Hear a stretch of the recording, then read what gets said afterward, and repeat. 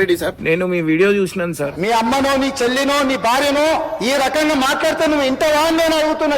ఉప్పు పాతరేస్తే ఇట్లాంటి సంస్కృతిని మీరు ప్రోత్సహిస్తే ఎవరిని వదలను. కోరికలు తీస్తే అధ్యక్ష ముఖ్యమంత్రిగా చెప్తున్నా ఒక్కనొక్కని.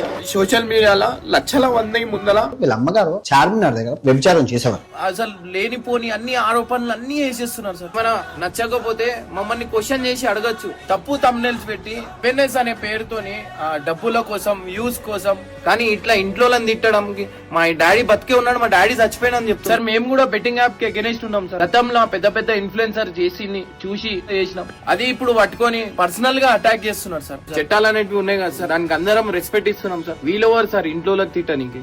ఈయన మీద ఎన్నో ఎఫ్ఐఆర్లు ఉన్నాయి, ఎవరు ఏం చేయలేకపోతున్నారు అని చెప్పి ఇష్టం వచ్చిన మాటలు మాట్లాడుతున్నారు సార్. మీకు ప్లీజ్ నా రిక్వెస్ట్ సార్, దీని మీద ఎమ్మటే యాక్షన్ తీసుకోర్రి. అండ్ నేను కూడా కేసు ఫైల్ చేస్తున్నాను సార్. దీనికి నా కేసు కూడా ముందు పోవాలన్నట్టు.